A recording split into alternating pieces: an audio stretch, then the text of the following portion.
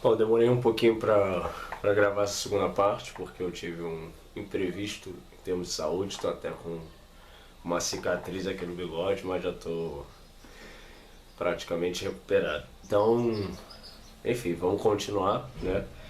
A gente chega no sétimo capítulo, que é o princípio feminino opositor. E aí aqui ele vem falando sobre o papel, né, fundamental que a mulher exerce dentro do contexto mágico e religioso até em certo nível, né? Como tendo essa função junto ao homem de estar ali em função desse equilíbrio, né, das polaridades, do gênero e etc. Então, justamente em função disso, né, ele destaca o quanto as questões sexistas, né, e, e de preconceitos em relação a gênero são absurdas dentro do contexto mágico religioso, né? Justamente por causa disso, porque ambos os lados são complementares, né? Então essas ideias um tanto quanto tortas, que muitas vezes algumas pessoas acabam por desenvolver, né? Acabam por ser contraproducentes, né? Porque o processo para né, a superação digamos, das amarras existentes nesse mundo, né, elas vêm através do equilíbrio, né, desses lados e tudo mais. E além do que, ele destaca justamente que o espírito em si, né, ele não é masculino nem feminino, né, justamente por ele ter uma origem acausal, ou seja, toda essa questão das polaridades, né, dos gêneros, elas são relacionadas a esse plano aqui, né, a esse mundo onde a gente vive. Então, se a essência, né, ela é a causal, mas quando ela chega aqui, ela se divide em polaridades, em gênero, etc. Se a gente retorna, né, a gente, né, se a gente pensar que o caminho inverso, né, através de uma lógica do caminho inverso, então se a coisa que era uma se divide, né, então para essa coisa que era uma voltar se divide em duas, essa coisa para voltar a ser uma, ela tem que se juntar novamente, né? Então acho que é mais ou menos essa a lógica, né? Então por causa disso, todas essas ideias de preconceito são absurdas, né? São contraproducentes dentro da caminhada espiritual. E aí ele fala aqui na página 48, né? A fórmula desta união se manifesta no plano físico através dos fluidos sexuais e suas combinações, e dentro das diversas culturas espalhadas pela Terra, como os pares de deidades Shiva, Shakti, Ahriman, Asje, Samael, Lilith, Hades e Perséfone, entre muitos outros. Então um comentário aqui, né? Ele diz, a fórmula desta união se manifesta no plano físico através de fluidos sexuais e suas combinações, né? Aqui é engraçado porque algumas pessoas, quando eu falo sobre Telema e tudo, né? Telema tem essa questão da magia sexual muito tangível, digamos assim, em determinados contextos, né? E um desses contextos que é um tanto quanto menosprezado e ridicularizado em alguns momentos é justamente a questão do bolo de luz, né? Que justamente lida com essa questão dos fluidos sexuais, né? E é engraçado ver indivíduos às vezes que são, né, adeptos e tudo, considerando isso algo ridículo, né? Ou seja, menosprezando, fazendo chacota dessa fórmula que é inclusive encontrada em diversos segmentos mágicos, esotéricos, etc. Lógico que geralmente são caminhos mais específicos, né? Mas muito presente dentro de muitas dessas tradições da mão esquerda, né? Tanto no Ocidente quanto no Oriente, assim. Então a gente vê essa questão no Tantra, né? Aqui no Ocidente com Hieros Gamos, né? E, enfim, uma série de contextos onde a ritualística envolvendo a magia sexual e a utilização de fluidos, até na bruxaria mesmo, né? A gente tem isso, por exemplo, com os clássicos, né, da bruxaria tradicional, popular e etc. O famoso chá de calcinha, né? Ou a mulher que vai lá e recolhe o sêmen, né, do marido, etc. Ou os fluidos sexuais para fazer amarração e tudo mais. A mulher ou o homem que seja, né? Enfim, então essa questão dos fluidos, né, do uso das polaridades, do trabalho mágico nesse sentido, é uma prática tradicional, é uma prática encontrada no mundo inteiro, dentro do contexto mágico e religioso, mas algumas pessoas têm nojinho, né? Como se fosse algo menor, menos importante ou menos eficaz. Se vocês ouvirem barulho de cachorro no fundo, por favor, ignorem, que aqui os vizinhos têm 200 cachorros, então quem me acompanha já sabe. Então não tem como muitas vezes evitar, porque se eu tiver que parar a cada segundo por causa do cachorro. Enfim, continuando então. O princípio feminino não se limita, ao contrário do que se pensa atualmente, à presença de Lilith. Na verdade, ela seria somente o princípio caótico anti-vida, o aborto, rebeldia feminina e predação vampírica noturna, aspecto fortemente presente nas origens dos mitos de Lilitu, Ardat, Lili, na Suméria e como mãe dos demônios, Lilins. A mulher e os aspectos femininos opositores à ordem são aqueles que completam a energia masculina. Força sem direção é força desperdiçada, e somente de mãos dadas ambos conseguem focar-se em tornarem-se algo além.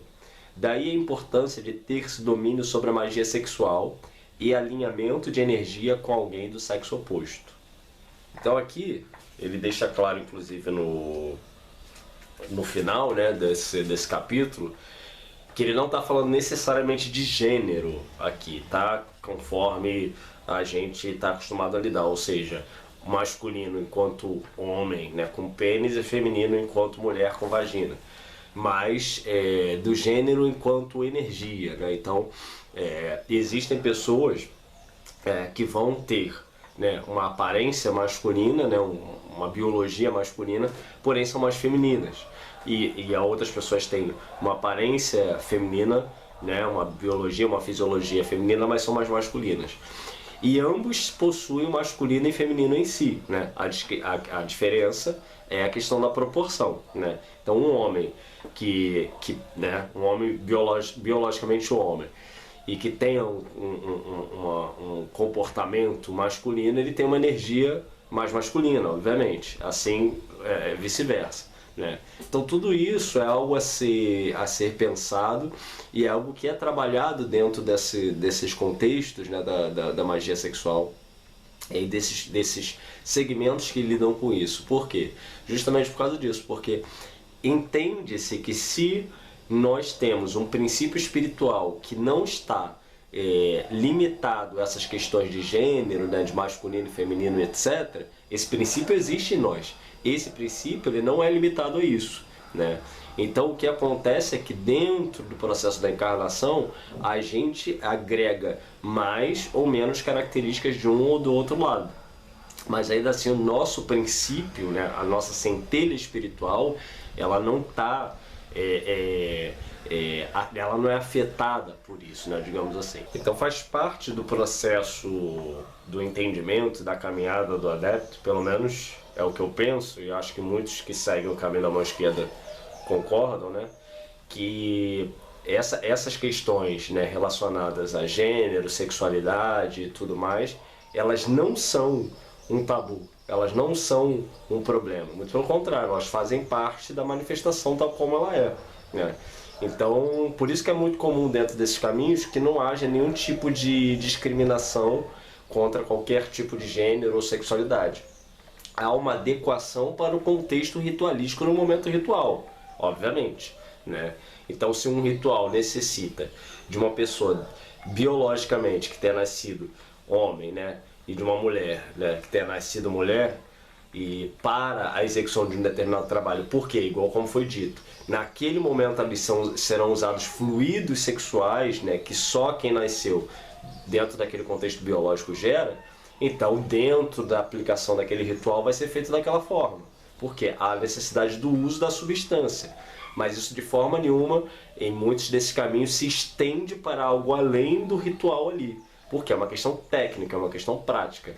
Ninguém vai ficar dizendo que a pessoa pode ou não fazer aquilo, fazer isso ou aquilo da própria vida, né? Do próprio corpo, do próprio sexo, etc. Por quê? Porque não interessa, né? Não interessa a ninguém o que cada um faz da sua própria vida, né? No seu dia a dia e etc. Interessa o objetivo ritual ali. Aquilo que está sendo feito para ser cumprido para um determinado fim, né? Isso é uma das diferenças, por exemplo, que a gente vê em relação a essas doutrinas da chamada mão direita, né? Que elas vão tentar o tempo inteiro encaixar as pessoas em padrões, né? Lapidar as pessoas em determinados pré-requisitos para que se alcance determinados objetivos que eles dizem que é ideal e etc. Ou seja, enquanto o caminho da mão esquerda vai trabalhar o indivíduo muitas vezes dentro daquilo que ele é, né? Ou seja, a partir de uma perspectiva do entendimento que aquele indivíduo possui particularidades que são dele, e isso não é pecado, isso não é errado, isso não é nada além de ser o que ele é, né? Muitos desses caminhos outros vão considerar que não, né? Que esse indivíduo ele não pode viver determinados aspectos que são de sua própria característica. Então você veja, por exemplo, aqui foi citado Lilith, né? Tem pessoas que cultuam Lilith, mesmo ela tendo essa característica, né? E algumas mulheres, inclusive, muitas mulheres cultuam Lilith, né? Mesmo dentro do contexto dela ser uma divindade, um demônio e etc., relacionada a questões abortivas, por exemplo, né? Questões anti-vida.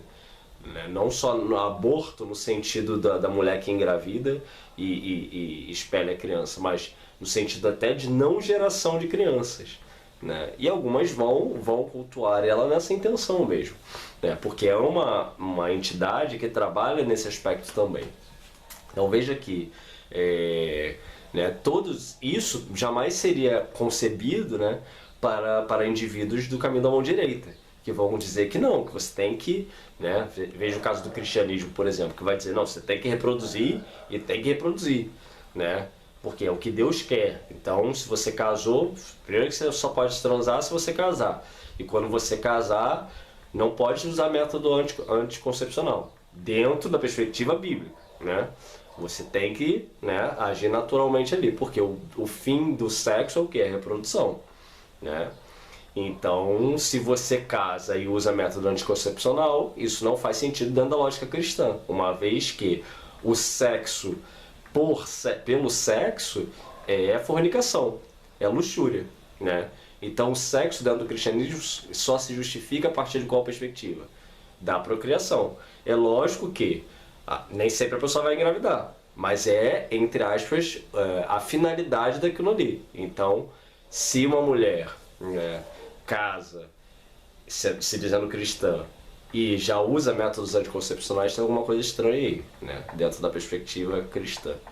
Mas enfim, né, isso daí é só mais uma das estranhezas relacionadas a essa crença. Mas só para vocês entenderem essas diferenças. Enquanto que uma vai dizer que cultua um Deus, né, que é pró-vida e etc, que casou, blá, blá, blá, dentro dos preceitos cristãos e etc, mesmo não seguindo nada daquilo, o indivíduo do caminho da mão esquerda, muitas vezes ele vai dizer, não, eu não quero mesmo, eu não quero ter filhos, eu não quero reproduzir, né? Ele não vai fingir uma coisa, né? Não vai falar uma coisa e fazer outra, não, ele simplesmente vai dizer, olha, não quero, não é meu interesse e etc. E vai se relacionar muitas vezes com divindades ou entidades que tem esse tipo de característica, como é o caso de Lilith. Não estou dizendo que Lilith se limita a isso, mas só para vocês entenderem como é que funciona essa dinâmica, né, dessas diferentes segmentos, né, e muita da postura desses indivíduos que pertencem a um grupo e pertencem ao outro, né, e como se dá isso na prática. Aqui no 8º capítulo ele fala sobre o SAG e o DG, né, que é o Sagrado Anjo Guardião e o Demônio Guardião, né, ou o Daimon Guardião. Então ele fala sobre essa fantasia, né, que algumas pessoas criam, né, sobre o seu SAG, ou o seu demônio guardião, o máximo, assim, né, o líder especial das hostes celestiais ou das hordas mais poderosas do inferno, né? E que muitas vezes não. Muitos desses indivíduos, desses seres, né, que nos acompanham, são seres que nos acompanham. E são seres... a gente tem muito disso na Quimbanda, né?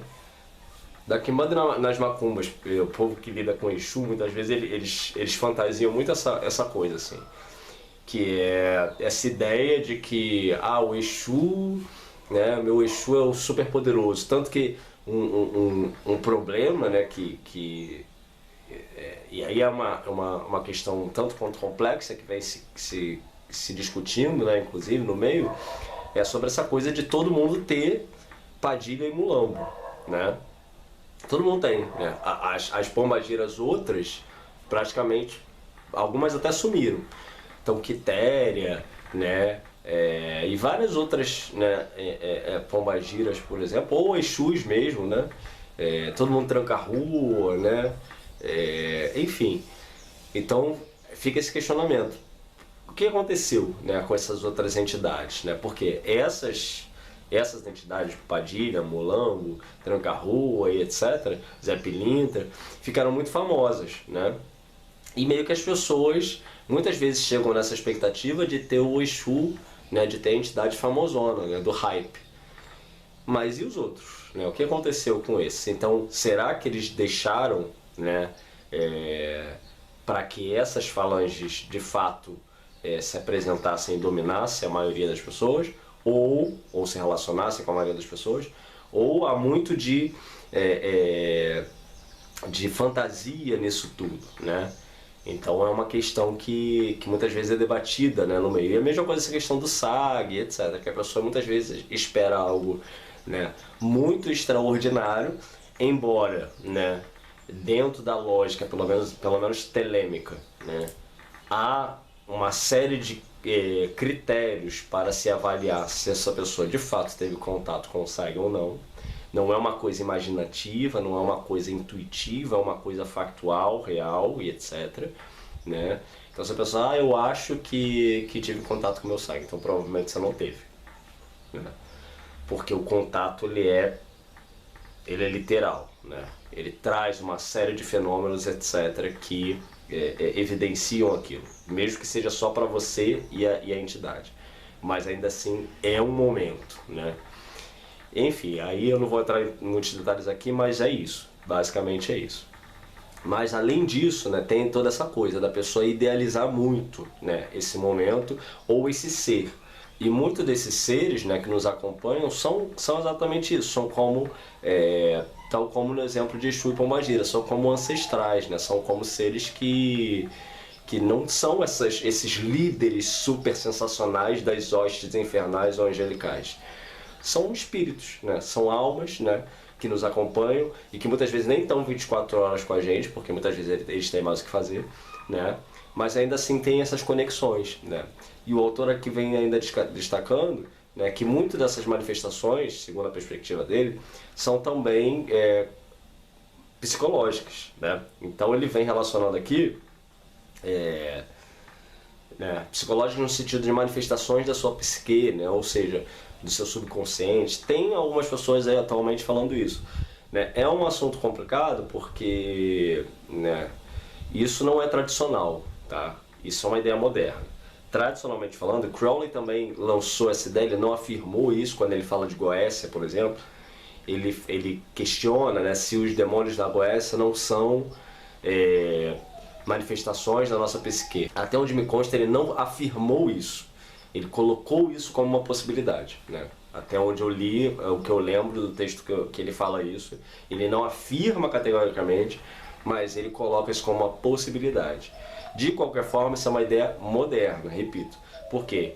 Tradicionalmente, os textos não falam dessa forma, né? Os textos antigos, seja da Idade Média para trás, não é os espíritos, os seres, os anjos, os demônios, que sejam as divindades, não são tratados como manifestações da nossa imaginação, do nosso subconsciente, etc. Nada disso. São tratados como inteligências, como seres que de fato vivem em algum lugar, em planos existenciais, etc., e que têm conexões conosco. É lógico que a gente modernamente, através de análises, etc., pode até considerar que há, como nesse caso que eu coloquei agora do Exu da Pombagira, há muitas vezes uma interferência das crenças que o próprio indivíduo tem, né, sobre esse ser que possa vir a se manifestar, e dessa mistura surgir um terceiro elemento. né? Mas a gente sabe que quando essa força ela vem da sua inteireza, né? E por isso eu cito essa questão do SAG, etc. E quando ele se manifesta, ele não gera dúvidas, ou seja, quando esse ser ele se manifesta na sua inteireza, não há essa interferência, né, da nossa mente racional sobre aquilo. Porque muitas vezes, inclusive, a pessoa ela nem acordada fica, né? Por exemplo, no caso da incorporação. Então ela apaga totalmente, né?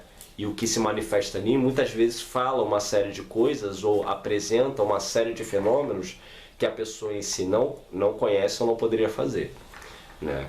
Então quem já vivenciou rituais, etc., com manifestações muito intensas, sabe do que eu estou falando, que são fenômenos e falas e contextos, etc., que, enfim, você não tem como dizer que aquilo ali é a pessoa que está imaginando e influenciando, é o subconsciente, não. Né? Porque tem manifestações físicas, né?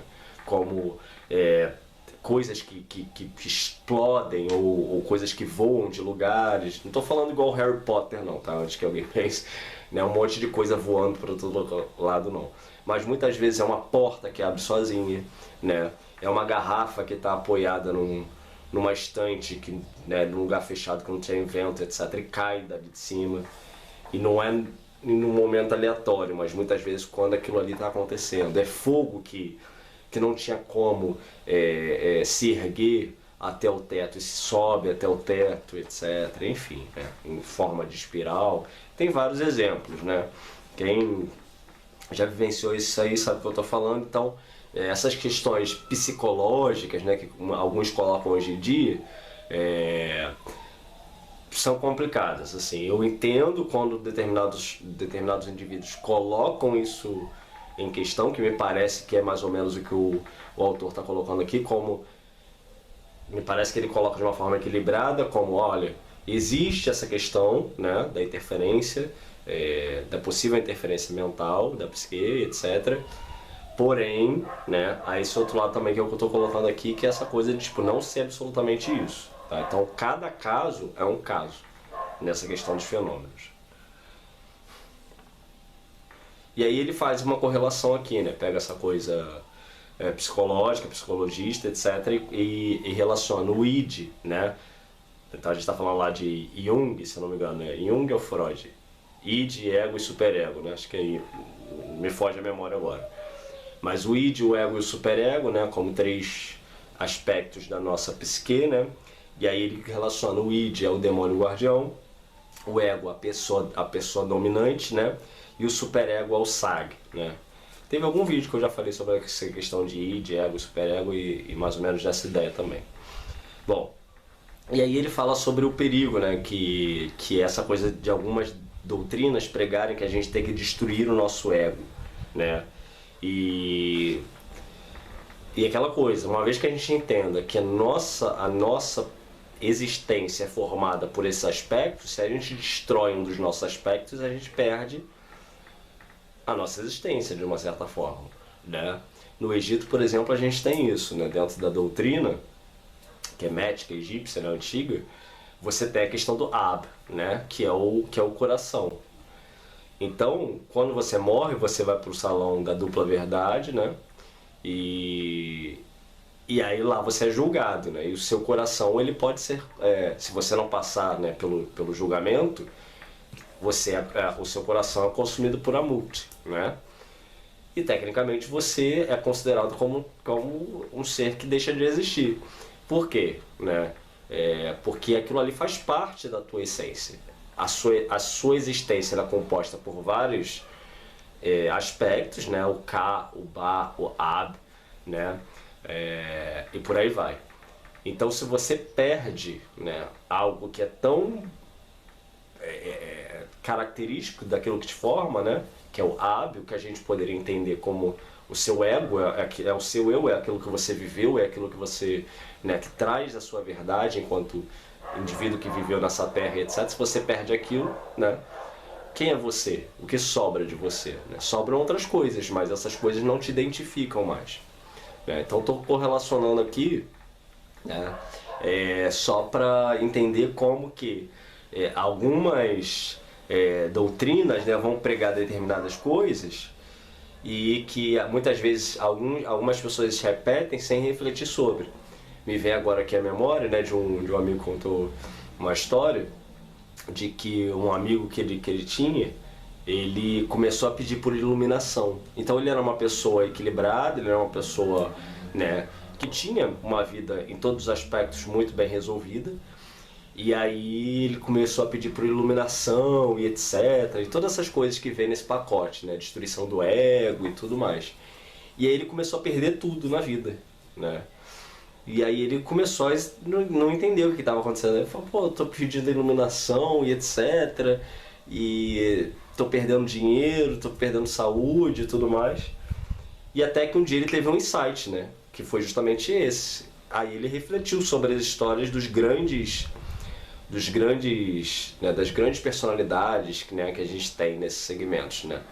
E a vida desses indivíduos, de uma forma geral, não foi fácil, porque eles estavam sempre em busca do quê? Dessa coisa da iluminação. Então, geralmente são vidas muito sofridas, né? Por quê? Porque é um distanciamento da coisa do ego, que é aquilo que te identifica muitas vezes com esse mundo aqui, né? Para essa coisa de uma ideia de uma existência transcendental e etc. Ou seja, se tu quer iluminar, né, então tu vai queimar. Não é assim? Então queima tudo, né? O sol queima tudo, por exemplo. Então não é só o que te agrada, aliás, o que te desagrada, é o que te desagrada e o que te agrada, né? A estrela que brilha, iluminada, ela queima tudo. Então, enfim, são reflexões, né, que a gente tem que fazer e que muitas vezes servem para a gente definir qual o caminho que a gente quer seguir, né? Eu quero um caminho de fato de distanciamento, de abnegação de tudo que existe nesse mundo, ou eu quero viver em harmonia com esse mundo, né? E o fato de viver em harmonia com esse mundo não significa muitas vezes escolher um caminho nem de esquerda nem de direita, né? Significa muitas vezes seguir uma vida simples, né? Mas enfim, mas tanto dentro da esquerda quanto da direita, nesses caminhos mágicos e religiosos, existe essa possibilidade. Então, também, igual a gente falou sobre a questão gnóstica, né? Não é porque muitas vezes o indivíduo segue determinados segmentos da mão esquerda que ele vai condenar as coisas desse mundo, né? Eu mesmo, embora pratique alguns cultos da mão esquerda, né, como Quimbanda, por exemplo, mas eu não rejeito esse mundo. Eu não sou gnóstico, por exemplo, né? No sentido filosófico, prático da coisa, assim. Eu não tenho essa coisa de rejeição por esse mundo. Para mim, o mundo ele é o que é, ele não é bom nem ruim, né? Eu não enxergo isso aqui como lugar de pecado, tanto que eu cultuo deuses dentro do hermetismo que são alinhados com a natureza desse mundo. Então, falando isso tudo para vocês entenderem como é que funciona essas coisas, né? E que como isso pode direcionar suas escolhas, as quais caminhos seguir, né? Que não é porque você segue o caminho de direita que você vai, né, condenar tudo que existe nesse mundo, e nem da esquerda também, né? E nem enfim, né? Porque tanto é que existem exemplos, né, de doutrinas tanto da esquerda quanto da direita que rejeitam ou estão em harmonia com esse mundo. No capítulo 9 ele fala ao diabo status quo. Aí ele fala que a modernidade deu voz a charlatões, né? E que muitas vezes se auto-intitulam mestres para cobrar fortunas assim, dos indivíduos para fazer iniciações e passar supostos ensinamentos, né, profundos que muitas vezes eles nem têm ou não conhecem a fundo. Então isso é uma coisa de fato, né? Especialmente com a sala da internet, assim, a gente tem visto isso. Um monte de mestre surgindo, sabe de lá de que bueiro, né? E muitas vezes você vê lá o cara ou a mulher, né? Enfim, a pessoa colocando um currículo super extenso, assim, e que, enfim, né, às vezes nem é verdadeiro, ou um indivíduo e esse é um risco, eu já comentei isso em algum lugar, não lembro onde, mas eu vou repetir aqui e vou repetir sempre isso. Se você não tem um conhecimento profundo sobre algo, você não tem como validar aquela coisa como sendo real ou verdadeira de forma absoluta. O que eu quero dizer? Por exemplo, quem é que sabe se um indivíduo que é médico né, que se diz médico, é médico de verdade? Os seus pares. Se você é um indivíduo, por exemplo, que chegou agora nesse meio, aí você muitas vezes se encanta, né? Porque o cara, ele bota uma roupa super espalhafatosa, ou ele fala de uma forma muito bonita, né? Ou ele fala aquilo que você quer ouvir, ou ele é todo, né? Todo ali, todo humilde, né? Aí ele faz uma pose assim de centrado, de equilibrado, etc. Enfim, tem tanto de um extremo, que é da coisa né? Do espetáculo, quanto aquela coisa da humildade, etc. Então, muitos indivíduos eles vão se apropriar dessa coisa imaginada de como deve ser, né, um mestre e tudo mais, né? Essa coisa meio fantasiosa de que o mestre não é um ser humano, mas ele tem que ser ou o bruxão trevoso, blá blá blá, ou o santinho ali e tudo mais. E você, por não ter conhecimento da coisa, né, se fascina com aquilo. E aí dá validade para aquilo que você não tem conhecimento para dar validade. Como é que você vai fazer então? Na prática, né? Você vai avaliar o contexto. E o que ele vem falando aqui é isso. E avaliar o contexto a partir de como? De pesquisa, né? Então você vai ver se aquele indivíduo ali que está falando aquilo é a mesma coisa que o outro que disse a mesma coisa que ele fala. Entende? Ou você vai ver se tem pessoas que falam coisas contra aquele indivíduo. E o que essas pessoas falam? Não é a partir do princípio de que você tem que defender alguém que você nem conhece ou de um assunto que você não conhece. Entende? Porque muitas vezes você pode estar sendo enganado justamente por causa disso. Enganado pelo fascínio, por essa coisa que ele ardilosamente, né, trabalhou para enganar pessoas incautas. Então, como ele vem destacando aqui a questão do dinheiro. Então, convencionou-se acreditar, né, que o sucesso mágico, espiritual, está atrelado ao sucesso financeiro. Essas pessoas se esquecem, por exemplo, que no passado, eu venho dessa geração, onde tinha senhorinhas que tinham casas caindo aos pedaços, que rezavam as pessoas com um galho de arruda e um copo d'água. E tirava o diabo do corpo. Hoje, muitas vezes, o bruxão, né, ou o santo lá, o pauoco, né, faz uma porrada de ritual para, né, super espalhafatoso e não resolve o problema. Entende? E aí você se fascina porque o cara tem dinheiro, porque o cara tem, né, aparece num cenário bonito e etc.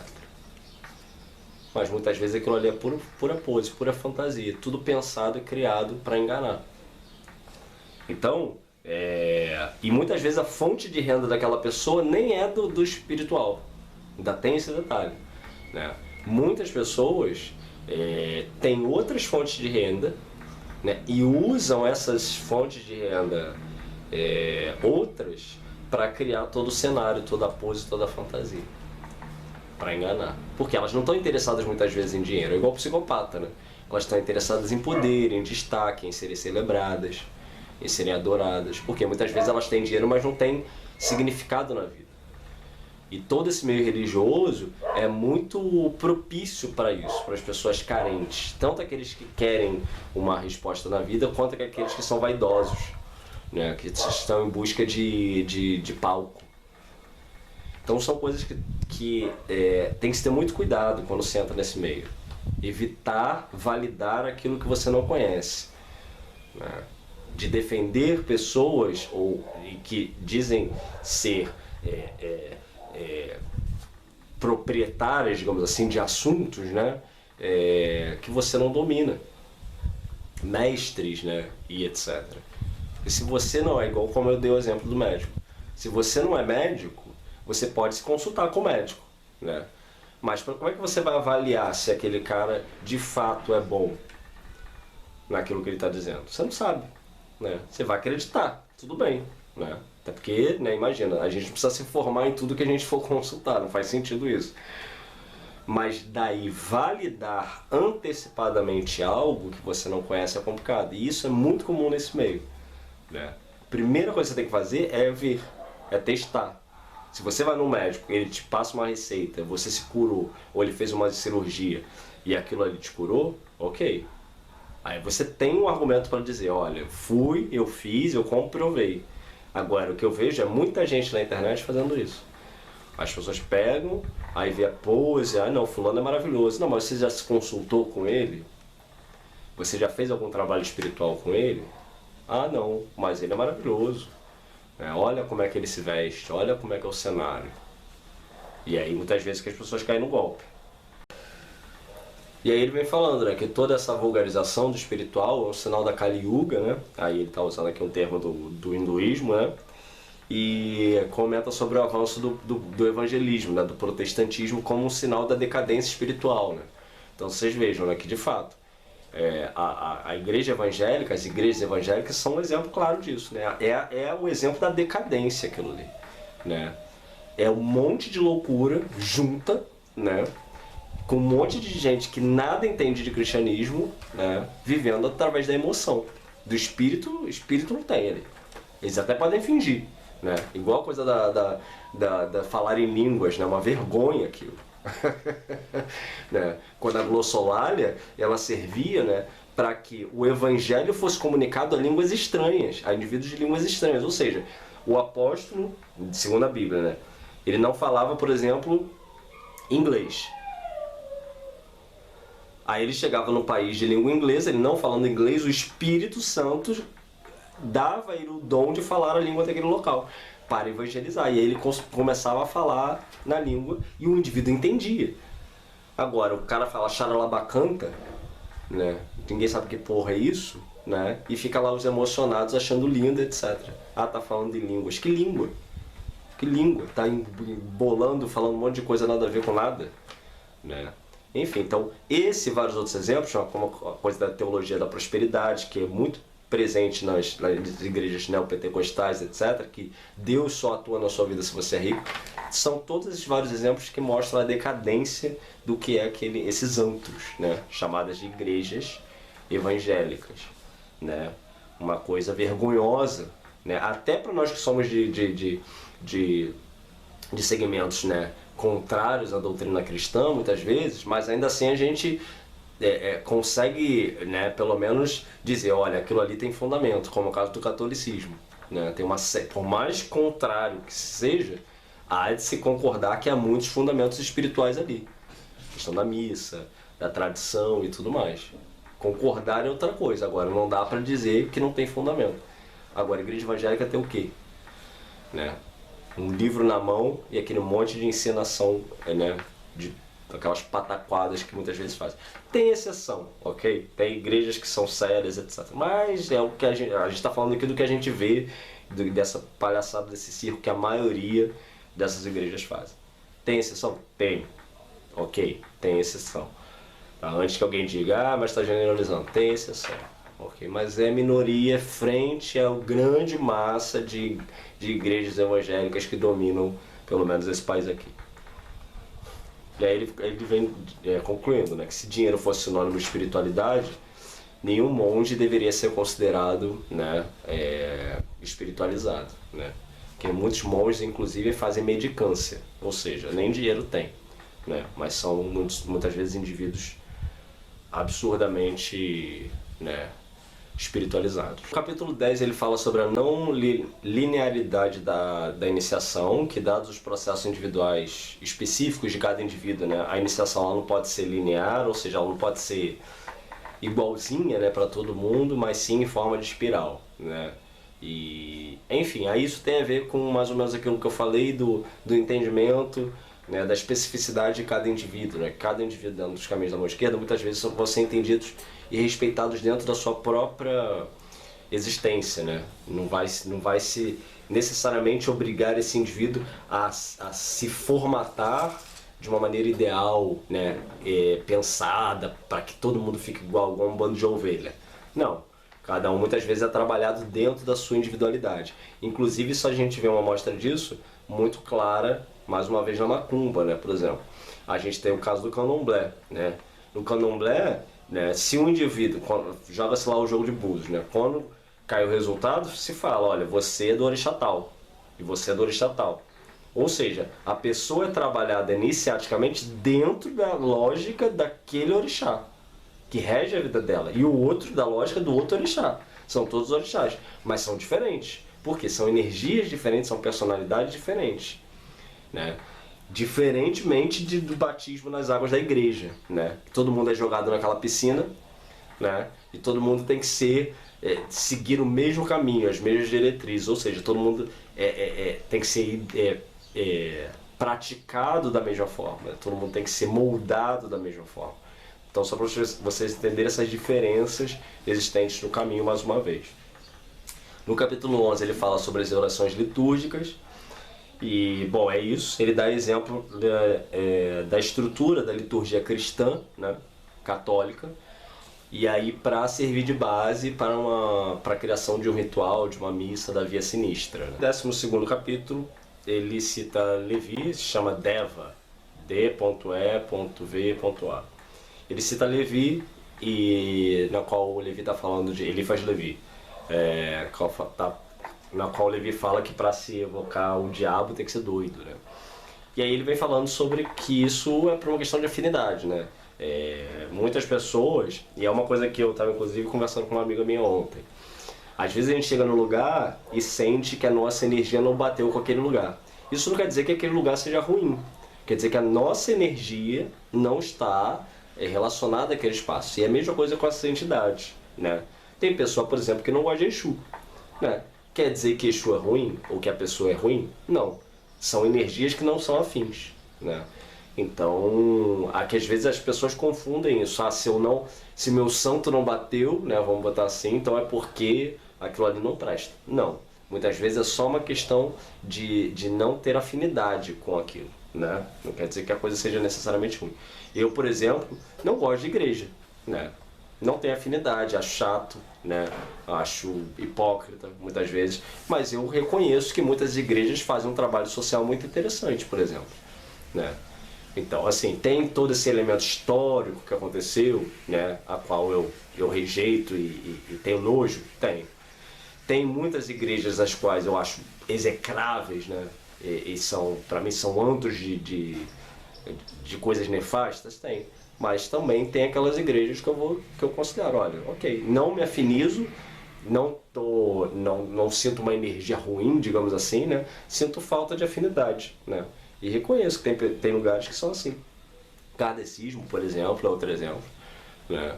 Não sinto afinidade, mas reconheço que ali há muito trabalho interessante sendo feito, né? Então, a mesma coisa essa questão com esses seres chamados de demônios, etc. Existem aquelas pessoas que têm afinidade com esses seres, por serem seres marginalizados e tudo mais, mas essas pessoas não são necessariamente pessoas ruins, né? Elas simplesmente têm um gosto por aquilo que é obscuro, né? Por aquilo que é mais, né, é menos bonito, digamos assim, né? Pelos padrões e tudo mais, né? Então, esses conceitos, quando a gente fala da relativização do que é bom e mal, muitas vezes também está relacionado a isso. Que bom e mal muitas vezes é julgado a partir do gosto do indivíduo. Quando para muitos de nós a prática, a ação vale muito mais, né? Então, uma coisa que às vezes é pintada como linda, mas tem uma história horrorosa. E às vezes uma coisa que é pintada como feia, não tem metade da história horrorosa daquela coisa que é pintada como linda tem. No capítulo 13 ele fala sobre o fim convalescente, né, de que tudo que existe morre, né, e que inicialmente nesse processo, né, esses seres são atraídos pelos espaços afins. É mais ou menos o que é falado pelas doutrinas mais conhecidas, né, que a sua mente, né, conta muito, né, as suas ações e a sua mente contam muito no seu pós-vida, né. Então, se você viveu uma vida com comportamento X e tem uma mentalidade X, muitas vezes você vai ser atraído para esses lugares, a qual, né, a sua mente vibra. Capítulo 14, o caos incipit, que apesar do caráter opositor, né, do caminho da mão esquerda, muitos ainda perpetuam a lógica demiúrgica judaico-cristã, né? Então, aí ele vem falando aqui, né, que às vezes o indivíduo é do caminho da mão esquerda, mas ele vai lá e está praticando cabala, aí diz que o rabino tal é maravilhoso, aí ele destaca isso, né, que o indivíduo muitas vezes vai para o outro lado, mas continua com essa mentalidade, né, judaico-cristã, só que é oposta. Então é muito do que a gente vê também nos satanistas, assim. O indivíduo ele é um cristão às avessas, muitas vezes. Estou dizendo todos, mas muitas vezes que ele fica nessa fixação do cristianismo e fica só naquilo ali, Então, para ele, o cristianismo é de fato uma espécie de verdade e ele só está ali querendo fazer oposição àquilo. Eu, por exemplo, parto de outro princípio. Para mim, nada dessas coisas judaico-cristãs são históricas de fato. Para mim, são mito. Então, uma outra perspectiva. Eu nem me considero gnóstico, nem conseguiria me considerar gnóstico, anticósmico, todas essas ideias, porque para mim, o que os judeus falam, essas ideias demiúrgicas, etc., de um criador dessa forma, tal como, né? Enfim, para mim isso tudo é mito. Eu parto de um outro princípio, de uma lógica egípcia que nada tem a ver com essas doutrinas. Então até essa coisa de pecado e tudo mais, nada disso existe dentro da doutrina egípcia, por exemplo. Então vocês vejam que é uma outra perspectiva, uma outra lógica, etc. Mas enfim, são esses detalhes, essas dinâmicas todas que existem. Por isso que é sempre importante não generalizar. Ah, o indivíduo segue o caminho da mão esquerda, então ele é assim, assim, assado. Não. Da mesma forma que no caminho da mão direita é a mesma coisa. Existem várias doutrinas, né, e vários pensamentos, várias ideias dentro de cada um desses grupos. Cada indivíduo muitas vezes é um universo em si, né, porque ele vai formular ali a espiritualidade dele de acordo com as crenças dele, com as vivências, etc. Alguns terão similaridades? Sem dúvida, né? Mas existem aqueles que, né, vão ter uma coisa muito própria ali, enfim. Então é sempre importante não generalizar, nem de um lado nem de outro, né, mas conhecer o indivíduo e o que ele pensa, e o que ele pratica.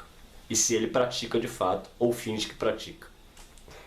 No capítulo 15, a sagrada alquimia negra. E aí ele relaciona, né, os processos alquímicos aos processos mentais e depois fala sobre o simbolismo de Baphomet. Aí por fim a gente tem alguns anexos, né, que é o glossário dos termos, a breve hierarquia do submundo, aforismos, onde ele fala sobre o Lúcifer, e a anamnese, na qual ele fala sobre uma noite de um ritual e tudo mais. É uma coisa poética, simbólica, etc. Bom, chegamos à conclusão do livro. O livro é simples, é interessante e cumpre aquilo que promete. Ele não tem capítulos muito extensos, os capítulos são muito curtos, alguns capítulos têm 2 páginas, assim, são 15 ao total, mas assim, eles têm esse objetivo de apresentar a coisa como um todo e ser introdutório para que o indivíduo, a partir então dessas ideias, possa, né, adquirir outros livros sobre os temas que foram apresentados aqui, ou entender melhor como é que funciona esse contexto todo, né? Então acho que não tem muito mais o que falar. É um livro interessante, eu gostei por justamente isso, cumprir aquilo que promete. Não se pretende ser nada muito aprofundado, né? Ser uma introdução de fato. Como uma introdução, eu gostei. Muito obrigado pela sua atenção até aqui e até a próxima.